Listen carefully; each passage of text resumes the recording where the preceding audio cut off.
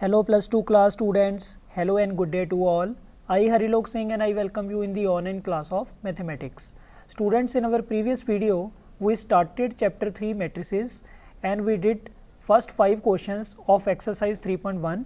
Today we are going to continue this exercise and we will discuss next 5 questions. So before we start question number 6, let us discuss a brief concept which we use in question number 6. तो हमारे पास आज का जो topic है main वो revolve करेगा equality of matrices के ऊपर. तो स्टूडेंट्स क्या होता है इक्वालिटी ऑफ मैट्रिसेस, तो यहाँ पे लिखना स्टार्ट करते हैं. देखो हमारे पास है कि two matrices A and B are said to B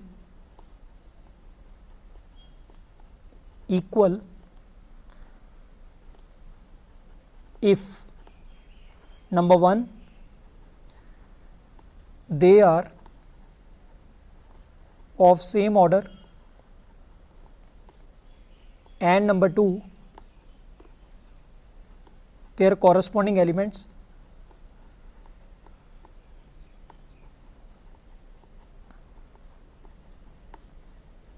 are equal.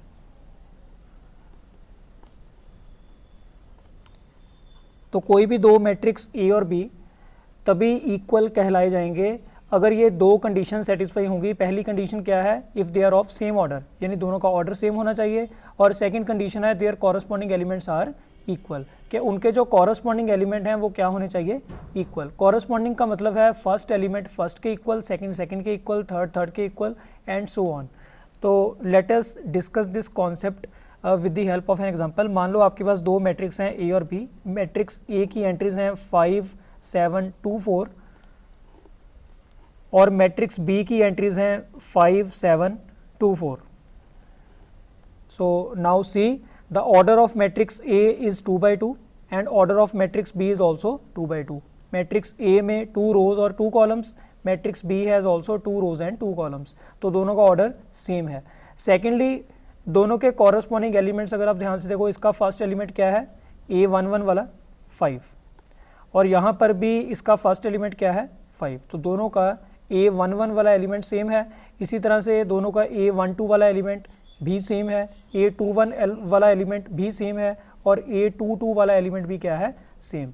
तो अगर दो मैट्रिसेस का ऑर्डर भी सेम हो और उनके कॉरस्पॉन्डिंग एलिमेंट्स भी सेम हो तो that simply indicates that both are equal. On the other hand इसका जो वाइस वर्सा रिजल्ट है वो भी ट्रू होगा.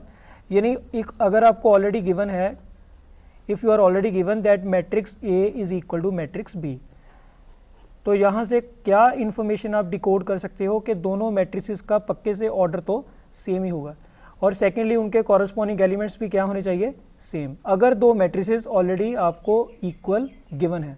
फॉर एग्जांपल यहाँ पे आपको दिया हुआ है matrix A is equal to B और मैट्रिक्स ए की वैल्यू है let us suppose x3 and -5y और यहाँ पे जो मैट्रिक्स बी है वो आपको दिया हुआ है लेट अस सपोज 0, 3, -5 एंड 7. तो क्योंकि आपको ऑलरेडी गिवन है कि मैट्रिक्स ए मैट्रिक्स बी के बराबर है तो because A is equal to B, तो मैं यहाँ पे मैट्रिक्स ए की वैल्यू सब्स्टिट्यूट कर रहा हूँ जिसके एलिमेंट्स हैं x -5, 3y कॉलम वाइज और यहाँ पे मैट्रिक्स बी के एलिमेंट्स क्या हैं 0, -5 एंड 3, 7. तो ये दोनों मैट्रिक्स अगर एक दूसरे के इक्वल हैं, if there is a sign of equal to between these two matrices that simply means that their order must be same. तो ऑर्डर देखो स्टूडेंट्स यहाँ पे सेम है ही, दोनों का ऑर्डर 2 by 2 है और सेकेंडली इनके कॉरस्पॉन्डिंग एलिमेंट्स भी सेम होने चाहिए. यानी इसका फर्स्ट एलिमेंट x किसके इक्वल होगा, 0 के, इसका फोर्थ एलिमेंट y किसके इक्वल होगा, 7 के. हालांकि सेकेंड एलिमेंट तो सेकेंड के इक्वल है ही और थर्ड के इक्वल ऑलरेडी है. तो basically why we are interested to discuss this concept, because it helps us to find the unknown values if we are given that both the matrices are equal. अगर दो matrix already बराबर हैं तो वहाँ से ये जो अननोन वैल्यूज़ हैं ये आप कंप्यूट कर सकते हो, कैलकुलेट कर सकते हो on the basis of this concept. बहुत ही सिंपल टॉपिक है तो इसको यूज़ करते हैं क्वेश्चन नंबर 6, 7 और 8 में. तो आइए स्टार्ट करते हैं क्वेश्चन नंबर 6.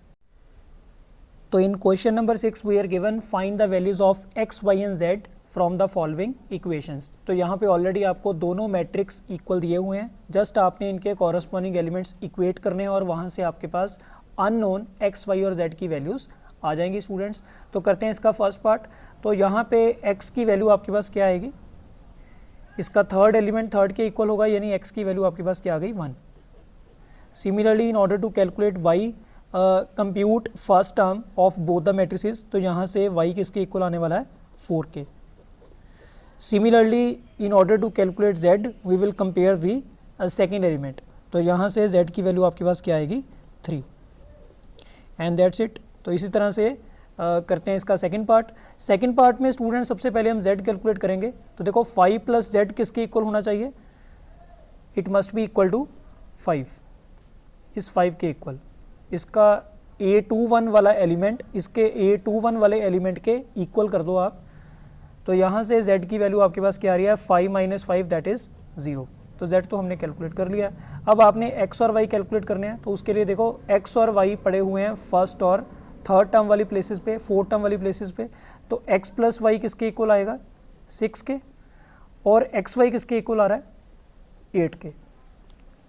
अब स्टूडेंट्स आप ये जो x plus y equal to 6 है, यहाँ से अगर आप y की वैल्यू सेपरेट कर लो, जो कि आपके पास आएगी 6 माइनस एक्स, और अगर आप इसको यहाँ पे सब्सटीट्यूट कर दो, तो देखो ये फाइनली क्या बनेगा x टाइम्स y की वैल्यू आपके पास क्या है 6 minus x is equal to 8। इसको थोड़ा सा आगे सिंप्लीफाई कर लेते हैं, ये बनेगा 6x minus x square is equal to 8। तो now in order to get a quadratic equation I am shifting both these terms on the right hand side. तो यहाँ से आपके पास क्वाड्रेटिक इक्वेशन क्या बनेगी x square minus 6x plus 8 is equal to 0। तो ये टर्म उधर जाके पॉजिटिव हो गई, ये उधर जाके नेगेटिव, 8 एज इट इज़ ही है वो पॉजिटिव ही रहेगा। तो अब यहाँ से इस क्वाड्रेटिक इक्वेशन को अगर आप सॉल्व करते हो, तो now take two numbers who sum is -6 and product is 8। तो आपके पास दो नंबर्स आएंगे -2 एंड -4। तो from the first two terms we are able to take x common, अंदर बचेगा x -2। सेकेंड और थर्ड टर्म में से, और थर्ड और फोर्थ टर्म में से आपके पास कॉमन आ रहा है -4, अंदर बचा है x -2 इज इक्वल टू 0। तो यहाँ से finally x -2 in one bracket and x -4 in second bracket is equal to 0। तो फाइनली आपके पास x की दो वैल्यूज़ आ रही हैं 2 और 4। तो if we have calculated the value of x then it is very easy to find y। तो देखो when x is equal to 2 then, तो y आपके पास कितना आएगा। तो देखो स्टूडेंट्स जो y है वो आप यहाँ से कैलकुलेट करो, y is equal to 6 minus x. तो x की वैल्यू 2 है, तो y कितना होगा 6 माइनस 2 दैट इज़ 4। सिमिलरली अगर आपके पास x की वैल्यू 4 आ रही है, तो y की वैल्यू आपके पास क्या होगी, then y must be 6 minus 4 that is 2। तो इस तरह से आपने x और y जो हैं वो इस क्वेश्चन में आपने कैलकुलेट कर लेने हैं। तो यहाँ से दो सोल्यूशन आपके बन गए सोल्यूशन। तो पहला सोल्यूशन बन गया एक्स वाई जेड का कि x की वैल्यू 4 है, y की वैल्यू 2 है और z की वैल्यू आपके पास क्या आ रही है 0। और दूसरा सोल्यूशन आपके पास यहाँ पे बन गया x की वैल्यू 2, y की वैल्यू 4 और z की वैल्यू 0। तो students this was part second of question number 6। आगे जो इसका थर्ड पार्ट है, इसमें आपको गिवन है x plus y plus z, x plus z, y plus z is equal to, right side में आपके पास आ रहा है 9, 5 एंड दिस इज 7। तो यहाँ से again we will compare the values of both the matrices. तो इसका फर्स्ट एलिमेंट फर्स्ट के इक्वल कर दो, x plus y plus z किसके इक्वल आ गया 9 के, ये आपकी बन गई फर्स्ट इक्वेशन। सेकेंड एलिमेंट को सेकेंड के इक्वल कर दो, x प्लस जेड किसके इक्वल आएगा 5 के, और थर्ड एलिमेंट को थर्ड के इक्वल कर दो, y plus z equal to 7। अब यहाँ पे इन तीनों इक्वेशंस को सॉल्व कैसे करेंगे, तो लॉजिक यहाँ पे आप ये लगाओ कि देखो स्टूडेंट ये जो थर्ड इक्वेशन है यहाँ पे y प्लस जेड की वैल्यू आपके पास क्या आ रही है 7। अगर आप इसको फर्स्ट इक्वेशन में यहाँ पे फिल कर दो तो y प्लस जेड की वैल्यू आपके पास क्या है 7, तो x की वैल्यू यहाँ से क्या आएगी, तो देयरफॉर फ्रॉम फर्स्ट इक्वेशन तो ये बनेगा x plus 7 is equal to 9। तो देखो y प्लस जेड की प्लेस पे हमने क्या फिल कर दिया 7, तो यहाँ से x की वैल्यू क्या आएगी 9 माइनस 7 दैट इज़ 2, बहुत ही बढ़िया, x हमने कैलकुलेट कर भी लिया है। तो अगर x की वैल्यू 2 आ रही है तो सेकंड इक्वेशन से z की वैल्यू आप कैलकुलेट कर सकते हो। तो therefore from second equation 2 plus z equal to 5। अब देखो z में क्या प्लस करें, 2 में क्या प्लस करें कि 5 आ जाए, तो आंसर क्या आएगा आपका 3। तो if we have calculated the value of y then it is very easy to find the value of y। तो therefore from third equation अगर आपके पास z की वैल्यू 3 है तो थर्ड इक्वेशन में से y plus 3 is equal to 7, तो यहाँ से फिर y की वैल्यू आपके पास क्या आएगी 7 माइनस 3 दैट इज़ 4। तो student this is the required solution of part third of question number 6, जिसमें x की वैल्यू 2 है, y की वैल्यू 4 है और z की वैल्यू आपके पास क्या आ गई 3। तो आगे करते हैं discuss question number 7। In question number 7 we are asked to find the values of a, b, c and d from the given equation. तो यहाँ पे लेफ्ट साइड वाला मैट्रिक्स राइट साइड वाले मैट्रिक्स के इक्वल है, आपने यहाँ पे a, b, c और d की वैल्यूज़ कैलकुलेट करनी है। तो क्योंकि आपने 4 वेरिएबल कैलकुलेट करने हैं तो यहाँ से 4 इक्वेशंस तो बननी है। तो आइए इक्वेट करते हैं फर्स्ट एलिमेंट को फर्स्ट के साथ। तो a माइनस बी किसके इक्वल आ रहा है -1 के। सिमिलरली 2a प्लस c किसके इक्वल आएगा 5 के। 2a माइनस बी ये इक्वल आएगा आपका 0 के, और 3c प्लस डी किसके इक्वल आएगा 13 के। तो आप इनको नंबरिंग कर दो, इक्वेशन नंबर 1, 2, 3 एंड 4। तो स्टूडेंट्स सबसे पहले a और b कैलकुलेट करने के लिए मैं यहाँ पे थर्ड इक्वेशन में से b की वैल्यू कैलकुलेट कर रहा हूँ, जो कि हमारे पास आएगी 2a। तो ये आपने क्लास 10th में थर्ड चैप्टर किया था, pair of linear equations in 2 variables, जहाँ पे आपने कुछ मेथड किए थे, substitution method, cross multiplication, elimination method. तो मैं यहाँ पे अप्लाई कर रहा हूँ सब्सटीट्यूशन मेथड, यानी मैंने थर्ड इक्वेशन में से b की वैल्यू सेपरेट कर ली और इसको अब मैंने फर्स्ट इक्वेशन में b की प्लेस पे क्या करना है सब्सटीट्यूट यानी फिल कर देना है। तो आगे आप लिख सकते हो कि देयरफॉर फ्रॉम फर्स्ट इक्वेशन, तो फर्स्ट इक्वेशन क्या बनेगी a as it is minus, आगे b की प्लेस पे आपने क्या फिल करना है 2a इज इक्वल टू -1। अब देखो 1a माइनस 2a, तो we are left with -a is equal to -1। तो माइनस माइनस कैंसल आउट, तो यहाँ से आपके पास a की जो वैल्यू है वो क्या आ गई 1। तो इसको आप हाईलाइट कर दो कि a इज इक्वल टू 1। तो the moment we have calculated the value of a, it is very easy to find the value of b। तो आगे आप लिख सकते हो कि देयरफॉर फ्रॉम थर्ड इक्वेशन, तो थर्ड इक्वेशन में से अब b की वैल्यू आपके पास क्या आएगी, देखो b is double of a, तो दैट मीन्स कि b की वैल्यू आपके पास क्या आएगी 2 1 2। तो बहुत ही बढ़िया, b भी हमने कैलकुलेट कर लिया। अब c और d कैलकुलेट करने के लिए सबसे पहले हम कैलकुलेट करते हैं c। तो c कैलकुलेट करने के लिए I am using equation number 2। तो फ्रॉम सेकंड इक्वेशन में हमारे पास है 2a plus C equal to 5। तो a तो वी हैव ऑलरेडी कैलकुलेटेड, तो a की प्लेस पे a की वैल्यू फिल कर देते हैं 1 plus c as it is equal to 5। अब देखो ये बन गया 2 1 2 और ये 2 उधर जाके क्या होगा माइनस, तो 5 माइनस 2 हमारे पास c की वैल्यू क्या आ गई 3। तो last but not the least, अब we want to find the value of d। तो d पड़ा हुआ है स्टूडेंट्स आपका फोर्थ इक्वेशन में, और फोर्थ इक्वेशन में 2 वेरिएबल हैं c और d। तो c तो वी हैव कैलकुलेटेड, तो now it is very easy to find the value of d। तो therefore from fourth equation 3c, तो c की वैल्यू आप डायरेक्ट फिल कर दो 3 plus d is equal to 13। तो ये बन गया 3 3 ज़ा 9 और ये 9 उधर जाके माइनस होगा, तो 13 माइनस 9 आपके पास क्या बचेगा 4। तो इस तरह से आपके पास a की वैल्यू 1 आ गई, b की वैल्यू 2 आ गई, c की वैल्यू 3 और d की वैल्यू 4। तो student this is the required solution of question number 7। Next in question number 8 we are given that a is a square matrix if m is less than n, m is greater than n, m is equal to n और none of these। तो देखिए student बहुत ही simple है, कोई भी matrix, यहाँ पे देखो जो मैट्रिक्स A है इसको इन जनरल यहाँ पे लिखा है aij और ब्रैकेट के बाहर लिखा हुआ है m क्रॉस n। तो m क्रॉस n का मतलब है कि इस मैट्रिक्स A के अंदर कितनी रोज़ हैं, m रोज़ हैं, और कितने कॉलम हैं, n कॉलम है। रोज़ होती हैं लेफ़्ट टू राइट और कॉलम्स होती हैं टॉप टू बॉटम।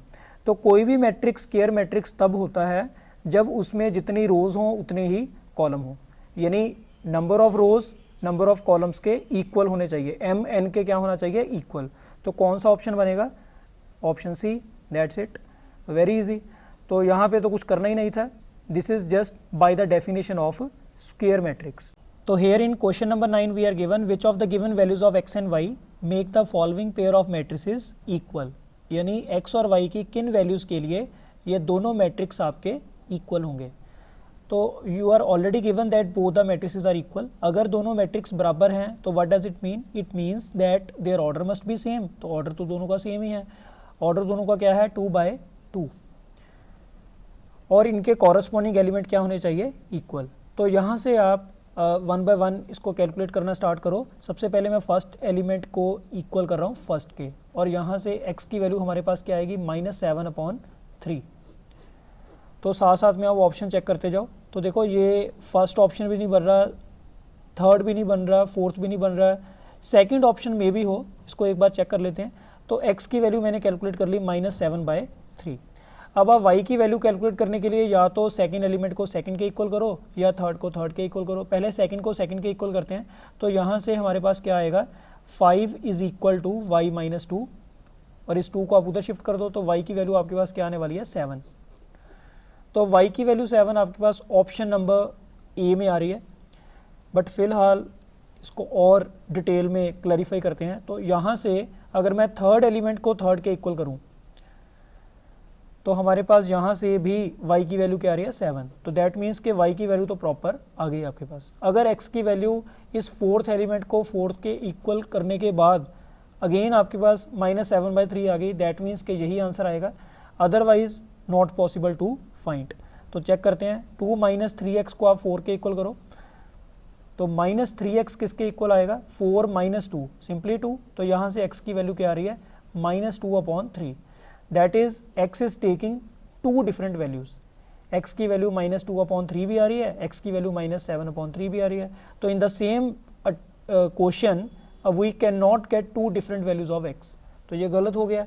तो इसका जो आंसर है वो यहाँ पे क्या बनेगा? Therefore the right answer is option B, that not possible to find. तो now we are left with only one part, that is question number 10. So last but not the least, in question number 10 we are given the number of all possible matrices of order 3/3 with each entry 0 or 1 is 27, 18, 81 and 512. तो first of all let us understand the meaning of the statement. यहाँ पे आपको बोला है कि 3/3 order के ऐसे कितने मैट्रिक्स पॉसिबल हैं जिनकी हर एक एंट्री 0 या 1 हो। अब देखिए स्टूडेंट, यहाँ पे कुछ एक पॉसिबिलिटीज़ मैं लेके चल रहा हूँ। एक पॉसिबिलिटी हो सकती है कि आपके 3/3 ऑर्डर मैट्रिक्स की सारी एंट्री 0 हो जाएं। यहाँ पे क्या बोला हुआ है? विद ईच एंट्री 0 और 1। हर एक एंट्री या 0 हो या 1 हो, तो दोनों भी हो सकते हैं। सेकंड सिचुएशन में मैंने 0 ली हुई हैं कुछ एंट्रीज़, एक एंट्री मैंने यहाँ पे लास्ट वाली 1 ले ली। इसी तरह से थर्ड जो सिचुएशन है, थर्ड जो अटैम्प्ट है, वहाँ पे मैंने वेरी फर्स्ट एंट्री को 1 ले लिया, बाकी सारी एंट्रीज़ क्या कर दी? 0। तो कुछ भी हो सकता है। यहाँ पे हो सकता है सारी एंट्रीज़ 1 हो सकता है पहली 3 एंट्रीज़ पे 1 हो, बाकी जगह आपके पास 0 हो। तो it can be anything. But यहाँ पे कंडीशन क्या है कि हर एक एंट्री में 0 और 1 के अलावा कुछ ना आए, यही दो आने चाहिए।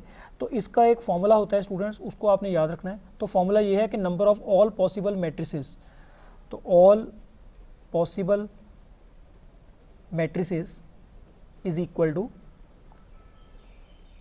तो इसका फॉर्मूला है number of entries to be filled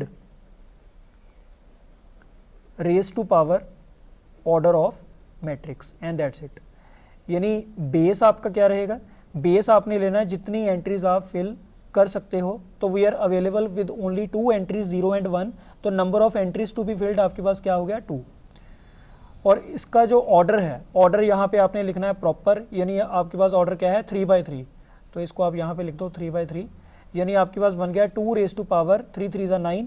तो 2 raised to power 5, 2 raised to power 9, 2 को 2 से आपने 9 टाइम्स मल्टीप्लाई करना है। तो ये बनेगा 2 2 = 4, 4 2 = 8, 8 2 = 16, 16 2 = 32, 32 2 = 64, 64 2 = 128। देन अगेन अगर आप 2 से मल्टीप्लाई करते हो 256, देन यू विल गेट 512। तो आपके पास फाइनली जो आंसर है वो क्या आएगा? 512, दैट इज ऑप्शन डी। तो students option D is the right answer for question number 10। तो ये हमने डिस्कस की एक्सरसाइज 3.1। तो very soon in the next video we will start exercise 3.2 in which we will discuss operations on matrices. तो thank you very much students, thank you very much.